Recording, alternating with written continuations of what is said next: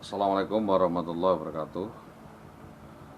Atas permintaan kuasa koinsiden dari kasus awal, yaitu penculikan, perampasan, dan aksi menggondol kabur atas anak dan istri seorang yang dilakukan oleh sindikat atau oknum-oknum, ya, entah itu berada di dinas maupun di lembaga. Kami sampaikan lagi bahwa kasus penculikan yang dilakukan oleh oknum anggota polisi atas nama Bribka Bambang Permati ini sudah berkali-kali kami sampaikan dan sudah mencuat, sehingga tidak pada tempatnya kita melihat dari satu sisi saja. Jadi silahkan melihat dari dua sisi atau sisi lainnya, di mana kami membutuhkan hitung-hitungan atau perhitungan akan dikemanakan kasus ini, terutama di Dinas Pendidikan Kecamatan Tambak Romo, Kabupaten Pati, yang dalam hal ini menutup-nutupi dan tidak berkenan untuk menghadapi perkara ini secara jantan atau secara pasti, karena rangkaian sejak awal yang kami sampaikan, rangkaian peristiwa yang sejak awal kronologis yang kami sampaikan ini sudah diketahui oleh khalayak umum, sudah menjadi maklum terkait tindakan-tindakan serampangan yang dilakukan oleh oknum guru di SD 03 Tambak Romo yang seharusnya segera ditetapkan sebagai tersangka. Kepada Bapak pengacara kami yang kami hormati untuk melakukan penjelasan adalah terkait reforma birokrasi di Dinas Pendidikan Kecamatan Tambak Romo. Jadi kaitannya hal ini adalah kita menyampaikan kepada Dinas Pendidikan Tambak Romo bagaimana upaya penyelesaian baik administratif, birokrasi maupun tata kelola pemerintahan dan hukum. Karena apapun dasar dari keputusan yang dilakukan dinas adalah keputusan sepihak, keputusan berdasarkan opini, dan keputusan berdasarkan prejudis, di mana saya dijustifikasi seolah-olah saya berpenyakit gangguan kejiwaan, depresi, stres, dan diborgol di rumah, sebagaimana keterangan saudari IWW yang sengaja kabur dan digondol kabur oleh oknum anggota Polres Pati atas nama Brigadir Bambang Permati. Saya sampaikan bahwa wajar saja saudara IWW melakukan alibi yang berlebih-lebihan, yang menurut keterangan saudara Subi sebagai kami tua, dia pasang badan untuk membela saudara IWW karena saudara IWW kabur dari rumah bukan karena alasan tertentu, tetapi karena tidak cocok atau tidak betah hidup bersama saudara Soleh Buliati. Terserah. Hal ini dibenarkan oleh RT, RW, dan lingkungan bahwa gaya hidup daripada saudara IWW ini berbeda. Jadi menginginkan kemewahan dan menginginkan sesuatu instan, tidak mau susah sedikit tidak mau. Jadi tidak mau berpikir, dan semua itu dibebankan kepada orang lain maupun suaminya.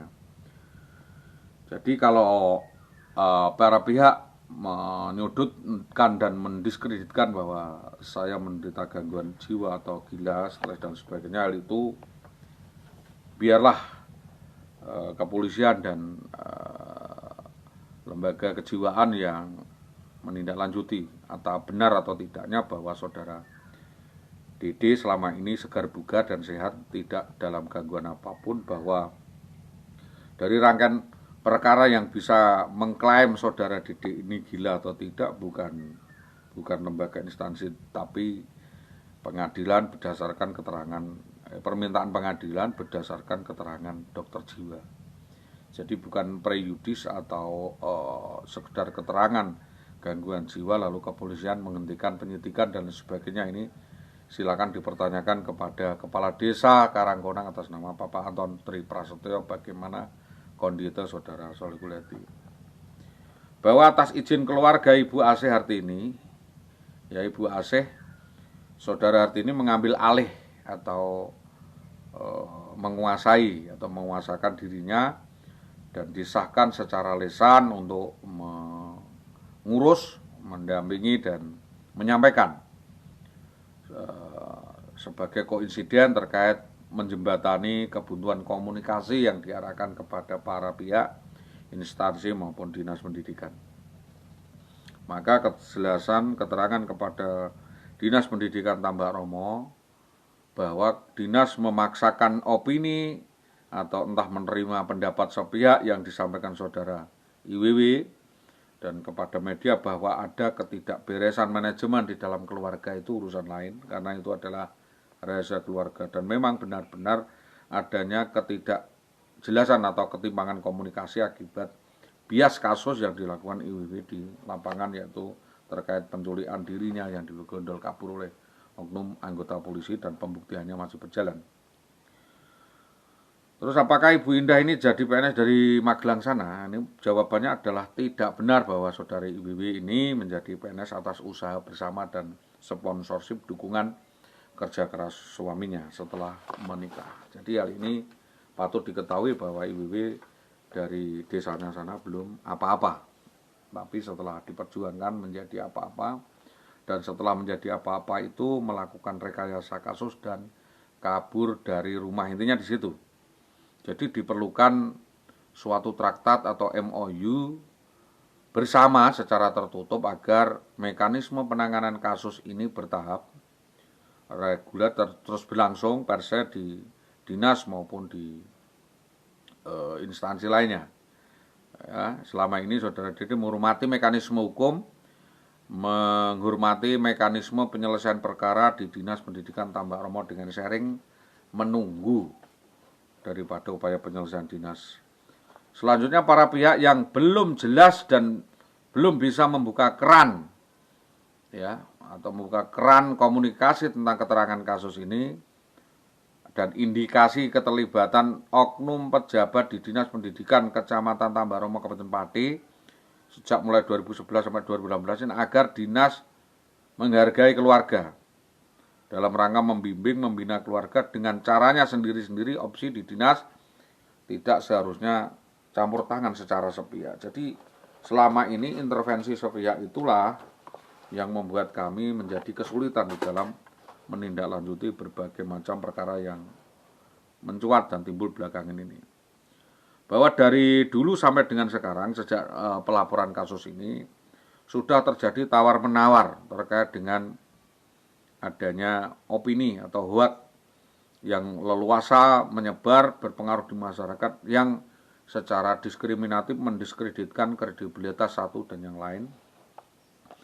Selanjutnya agar dinas meneliti lebih jauh dan mendalam terkait soal adanya laporan, skandal dan dugaan tindak penyelewengan wewenang, persekusi, terkait tanggapan apakah perkara tersebut melanggar hukum atau tidak. Itu ada mekanisme dan batas-batas kewenangan maupun toleransi di dalam rangka menggelar perkara dan melihat urgensi permasalahan hukumnya, sehingga harus ditindaklanjuti. Kalau tidak ya bagaimana gitu ya.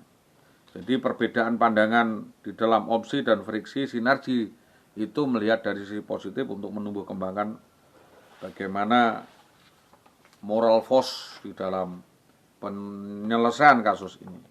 Jadi kita task force dan moral force. Kita melihatnya dalam memberi pandangan, saran dan pendapat, sedangkan sisi-sisi hukumnya nanti saya serahkan sepenuhnya kepada pengacara yang kami tunjuk, dan kita mengedepankan praduga tidak bersalah. Jadi karena para pihak sudah membuat praduga bersalah terhadap klien kepada kami. Kami meminta APH ini agar memproses hukum dan dapat menjalankan tugasnya sesuai tupoksi dan SOP, agar supaya para pemegang kebijakan itu bisa mempertimbangkan dengan adanya laporan-laporan maupun pertimbangan adanya bukti kejahatan-kejahatan yang dilakukan oleh IWW ini tidak serta-merta ngawur di dalam menetapkan kebijakan, sehingga secara sepihak kita bisa bicarakan hal ini dengan dasar pijakan berpikir secara fundamental antara lain adalah pertimbangan norma, ya, normatif jabatan, etika, dan disiplin pegawai negeri maupun disiplin Polri, di mana hal soal reformasi birokrasi di situ asalnya promoter sekarang menjadi presisi dan restorasi itu menjadi dasar berpikir, di mana degradasi radikal di bidang hukum yang menjadi objek permasalahan bersama, bagaimana menjalin komunikasi yang baik antar instansi, antar lembaga sehingga kasus ini bisa terungkap dan bisa terselesaikan. Maka sebaiknya dibangun komunikasi dari berbagai pihak dengan sisi-sisi perundang-undangan maupun etika, disiplin, dan hukum positif yang berperikeadilan, berkemanusiaan sesuai dengan Pancasila dan Undang-Undang Dasar 45. Di mana di sana kan ada ketentuan bahwa orang miskin dan terlantar dipelihara oleh negara. Jadi negara bertanggung jawab untuk membantu orang yang terlantar dan diterlantarkan oleh para pihak ini. Bahwa diminta atau tidak diminta, ya, APH dalam ini kepolisian dapat menyelidiki kembali dan mengungkap kembali, melakukan cross check jalur sesuai dengan koridornya, tidak terpancing opini atau omongan sepihak, dan mendengar laporan sepihak dengan cara cross check di lapangan terlebih dahulu dan berkoordinasi dengan kami. Selanjutnya, bahwa perlu traktat atau konsensus moratorium agar kasus ini ditetapkan garis-garis batas kewenangan. Kepala dinas itu kewenangannya sampai di mana, kepolisian sampai di mana, sehingga tidak ada intervensi pihak ketiga yang menyetir atau mengindoktrinasi permasalahan manajemen kekeluargaan sebagaimana perceraian maupun perkawinan, karena sebaiknya alasan atasan membuat kebijakan itu dipikirkan secara matang, tidak serta-merta langsung membuat laporan dan tuntutan, gugatan yang tidak berimbang terhadap orang yang tidak mampu. Dalam hal ini memang harus secara adil, objektif, bijaksana, dan membuat keputusan yang jelas dan tegas terkait apapun